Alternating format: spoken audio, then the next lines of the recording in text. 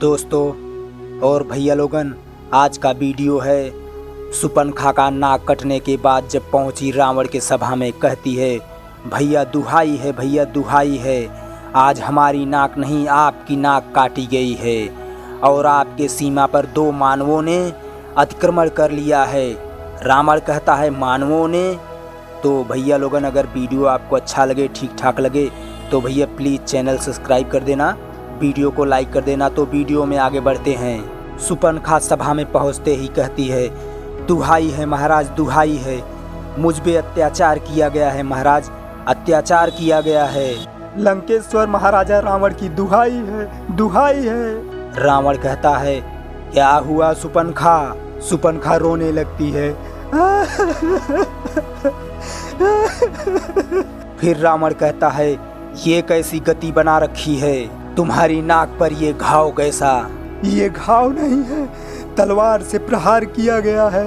रावण कहता है, क्या तलवार से प्रहार? सुपनखा कहती है, हाँ भैया, ये सुपनखा की नाक नहीं कटी है, ये लंकेश्वर महाराजा रावण की नाक काटी गई है। आप यहाँ राग रंग में भूले बैठे हैं कि शत्रु ने आपकी सीमा पर आक्रमण करके आपकी अग्रिम छावनी को विध्वंस कर दिया है।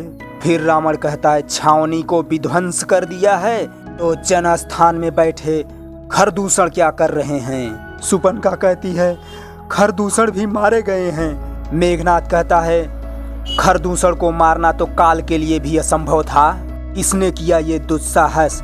सुपनखा कहती है, एक मानव ने। फिर रावण कहता है, एक मानव ने? असंभव। खर और दूषण हमसे शक्ति और बल में किसी भी प्रकार कम नहीं हैं। एक मानव ने उन्हें मार डाला, हम इस बात पर विश्वास नहीं करते। अकंपन, तुम चुप क्यों हो? सुपनखा कहती है, क्या ये सत्य है? हाँ, ये सत्य है महाराज। रावण कहता है, इसका अर्थ है ये सब देवताओं का षड्यंत्र है। एक मानव का आड़ लेकर उन्होंने हमारी सीमा पर आक्रमण किया है। कौन कौन देवता थे उनके साथ? इंद्र अवश्य आया होगा, बताओ कौन कौन देवता उनकी सहायता करने आए थे? मेघनाद कहता है, पिताश्री, इन देवताओं का ताड़ना किए हुए बहुत दिन हो गया है। वो त्रिलोक विजयी लंकेश्वर की शक्ति को भूल गए। क्या इंद्रदेव भूल गए कि मेघनाद का नाम इंद्रजीत क्यों है? आज्ञा दीजिए पिताश्री, इन देवताओं को बांधकर इसी सभा में कर प्रस्तुत कर दूं, उन्हें षड्यंत्र रचने का उचित दंड दिया जाए। फिर सेनापति कहता है, नहीं युवराज इंद्रजीत, उस मानव के पास कोई देवता नहीं थे। इंद्रजीत कहता है, देवता नहीं थे? फिर कौन सी शक्ति थी उनके साथ? वो अकेला था। फिर रावण कहता है, अकेला था? वो मानव है या भगवान? स्वयं विष्णु के लिए भी अकेला ऐसा साहस करना भी कठिन हो सकता है। फिर सुपनखा कहती है, हाँ भैया, वो तो है मानव ही, कोई अलौकिक मानव दिखता है। उसका छोटा भाई भी साथ है, दोनों के रूप में ऐसी मोहनी है, एक बार देख लो तो दृष्टि हटाने का जी नहीं चाहता। उनके साथ एक स्त्री भी है जिसके रूप को एक बार देख लो तो कामदेव भी मोहित हो जाए। कोई देवांगना, अप्सरा, गंधर्व, किन्नर अथवा नाग कन्या भी उसके सामने उसकी सुंदरता को जीत नहीं सकती। फिर रावण कहता है, सुपनखा, तुम मुझे उनके स्त्री और उनके मोह के बारे में उनकी अनर्गल बातें मत सुनाओ। मुझे उन मानव के शक्ति पर विचार करने दो, मुझे सोचने दो कि किस कारणवश उन्होंने रावण की शक्ति को ललकारने का कोशिश किया है, इसके पीछे क्या भेद है? फिर सुपनखा कहती है, वही तो मैं कह रही हूँ, उसके पीछे बस इतना ही भेद है कि जब मैंने उस स्त्री को देखा तो मैंने सोचा, जिस प्रकार संसार का सभी उत्तम वस्तु महाराजा रावण के पास है, उसी प्रकार इस नारी को भी महाराज लंकेश्वर की शोभा होना चाहिए। यह सोचकर ही मैं उस नारी को उठाने गई थी कि दोनों भाइयों ने मुझ पर आक्रमण करके और मेरी ये दुर्दशा कर दी। जब मैंने कहा कि मैं लंकापति रावण की बहन हूँ, मेरी हंसी उड़ाई गई। उतना ही नहीं, मेरे नाक को काटकर आपको चुनौती भेजी है और कहा है, जाकर अपने भाई से कह दो कि अपनी वीरता पर इतना अभिमान है स्वयं आकर ले जाए इस सुंदरी को, नहीं तो अपनी बहन की आंचल में मुंह छुपाकर लंका से भी भाग जाए। रावण क्रोध में कहता है, बस करो सुपनखा। सुपनखा कहती है, क्षमा करें महाराज, मेरा हृदय अपमान के ज्वाला से धधक रहा है। उन्होंने आपकी बहन का नाक काटकर असुरों को एक तरह से चुनौती भेजी है, आपकी वीरता को ललकारा है।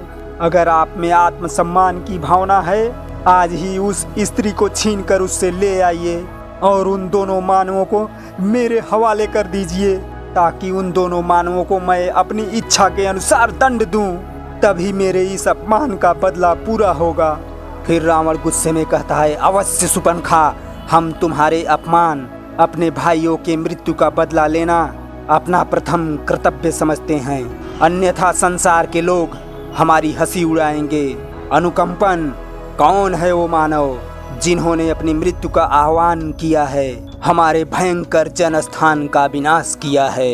हमारा अपराध करके इंद्र, कुबेर और यम और स्वयं विष्णु भी चैन से नहीं रह सकते। जो रावण काल का भी काल है, अग्नि को भी भस्म कर सकता है, मौत को भी मार डालने का शक्ति रखता है, उसके रास्ते में आने का साहस किसने किया और क्यों किया? फिर सेनापति कहता है, महाराजा लंकेश्वर, ओ अयोध्या के महाराजा दशरथ के पुत्र हैं राम और लक्ष्मण, वो बड़े ही यशस्वी और तेजस्वी दिखाई देते हैं। उनके बल और पराक्रम की कोई तुलना नहीं है। सारे संसार के धनुर्धारियों में वो सर्वश्रेष्ठ माने जाते हैं। उन्हें दिव्यास्त्रों का भी पूर्ण ज्ञान है। ऐसा लगता है कि समस्त ऋषियों और समस्त देवताओं के द्वारा सिद्ध किए हुए दिव्यास्त्रों पर पूर्ण अधिकार है। वो युद्ध कौशल में भी प्रवीण हैं। इसी के कारण राम के हाथों अकेले ही खर और दूसर वीर गति को प्राप्त हुए। उन्हें माया की विद्या भी पूरी तरह आती है। इसी कारण हमारे राक्षस सैनिक व्याकुल होकर जिस जिस ओर जाते हैं, वहाँ वहाँ वह श्री राम को खड़ा हुआ पाते हैं। उसके मोहनी अस्त्रों से हमारे राक्षस राम समझकर आपस में ही लड़ लड़ कर मर गए। फिर विभीषण कहते हैं, वो इतने वीर हैं तो उनकी धर्म वृत्ति कभी अधर्म की नहीं हो सकती। फिर अकारण हमारे जनस्थान पर आक्रमण करके उन्होंने विनाश क्यों किया? सेनापति कहता है, महामना, उन्होंने आक्रमण नहीं किया, आक्रमण तो हमारी सेना ने उन पर किया था। फिर विभीषण कहते हैं, हमारी सेना ने उन पर आक्रमण किया और हार गए, इसमें उनका कोई दोष नहीं, और इससे पहले उन्होंने कोई हमारा अपराध भी नहीं किया था। लगता है उन पर आक्रमण करना हमारा अनुचित था। सेनापति कहता है, विभीषण जी, आप इस बात पर भी ध्यान दें, कई वर्षों से इन दोनों मानवों ने दंड कारण वनों में ऋषियों और मुनियों को रक्षा का उत्तरदायित्व अपने ऊपर ले लिया था। इनका आश्रय पाकर ऋषि और मुनि वनों में निर्भय होकर विचरने लगे हैं। उनकी करनी ऐसी जान पड़ती है कि ये पृथ्वी राक्षसों से रहित कर देंगे। उन्होंने विराट जैसे बलवान राक्षसों को भी मार डाला है, जो अपने आहार की खोज में तपोवन में जाके ऋषियों मुनियों को भक्षण करके जीते थे। फिर मेघनाथ कहता है, इस दोष के लिए वो अवश्य ही दंडभागी हैं। खरदूषण उन पर आक्रमण करके उचित ही किया था। विभीषण कहते हैं, ये केवल आवेश की बात है कुमार इंद्रजीत, बुद्धि का तर्क इसके विपरीत होगा। सबसे पहली बात तो ये, उन्होंने अपनी सीमा के अंदर अपनी प्रजा की रक्षा की थी, जिसका उन्हें पूर्ण अधिकार था। दूसरे, जिनका बखान हम पहले से सुनते आ रहे थे, उनके बलाबल के पूर्ण जांच किए बिना हमारे सेनापति खर और दूषण ने केवल एक स्त्री के भड़काने पर धावा बोलकर अपनी सेना का सारा नाश कर दिया। इससे बड़ी भूल और क्या हो सकती है? फिर सुपनखा कहती है, विभीषण भाई, तुम हाथों में चूड़ियां पहनकर बैठ जाओ और फिर तर्क करो। ऐसी किसी की बहन की दुर्गति हो जाए, ऐसी वो नीति और अनीति की बात सोचे। ऐसी संस्कृति किसी वीर जाति की कदापि नहीं हो सकती। फिर विभीषण कहते हैं, अंधी वीरता किसी काम की नहीं होती, अंत में नीति और धर्म की ही विजय होती है। रावण कहता है, विभीषण, शक्तिशाली पुरुष अपने आन और बान के साथ जीता है। मैं तुम्हारी तरह इस भय से आशंकित नहीं रहता। कहीं ऐसा ना हो जाए, कहीं वैसा ना हो जाए। हमारी राक्षस जाति सबसे उत्तम है। किसी मानव को उस उत्तम जाति पर हाथ उठाने का दुस्साहस हो, उससे पहले हम उसका हाथ काट देंगे। फिर उन्होंने तो हमारी बहन को अपमानित किया है। हम इसी समय उन पर आक्रमण करके उनसे बदला लेंगे और उनकी स्त्री को अपनी रानी बनाएंगे और उन दोनों वनवासियों को बोटी बोटी काट कर अपने राक्षसों को खिला देंगे। सेनापति कहता है, मेरी भूल को क्षमा करना महाराज। मेरी अनुमति में उन पर सीधा आक्रमण करना उचित नहीं होगा। स्वयं मानवों से, 2 मानवीय राजकुमारों से स्वयं लंकापति रावण का युद्ध करना उसकी मर्यादा के अनुकूल नहीं होगा महाराज। फिर रावण कहता है, परंतु वो खर और दूषण जैसे पराक्रमी राक्षसों का सेना सहित संहार कर सकते हैं, तो स्वयं रावण का जाना ही उचित होगा। सेनापति कहता है, महाराज यदि आपने उन दोनों मानवों को जीत भी लिया तो आपकी क्या शान होगी। आपको यदि उन दोनों मानवों ने किसी प्रकार की खर और दूषण के जैसे क्षति पहुंचाई तो लंकेश्वर की कीर्ति को धब्बा लग जाएगा। मेरी माने तो उसकी स्त्री को आप छल से हर लें। राम अपनी स्त्री को अत्यधिक प्रेम करता है। उसके छिन जाने पर उसके शोक में वह स्वयं ही अधमरा हो जाएगा। फिर आपका कोई भी सेवक उसकी जीवन लीला को समाप्त कर सकता है। फिर दूसरा मंत्री खड़ा होता है, कहता है, महाराज सेनापति अकम्पत की बात विचार करने योग्य है। विभीषण कहते हैं, परंतु ये नीति विरुद्ध है। सुपनखा कहती है, कुछ नीति विरुद्ध नहीं है। लंकेश्वर, उन उद्दंड वनवासियों ने आपकी बहन पर घात किया है, एक स्त्री पर शस्त्र प्रहार किया है।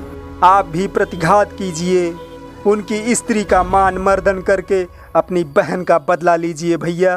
फिर अकम्पत कहता है, हाँ महाराज, जिस प्रकार नाग से मणि छिन जाने पर नाग तड़प तड़प कर मरता है, उसी प्रकार स्त्री के अपहरण हो जाने पर वह विरह से मरेगा, लाज से मरेगा, संताप से मरेगा।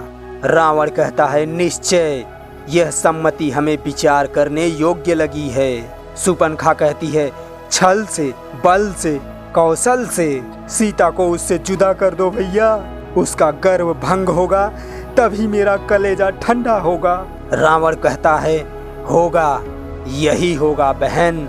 फिर विभीषण कहते हैं, यदि आपका युद्ध करना उनके शान के विरुद्ध है तो क्या चोरी करके आपकी शान बढ़ जाएगी महाराज। लंकेश्वर, मेरे परम आदरणीय ज्येष्ठ भ्राता, आप परम ज्ञानी वेदवेत्ता हैं, परम तेजोमय तपस्वी हैं, पांडित्य की पराकाष्ठा हैं, परम उच्च ब्राह्मण कुल में जन्म लेकर भी पराक्रमी शौर्य की कीर्ति स्थापित की है।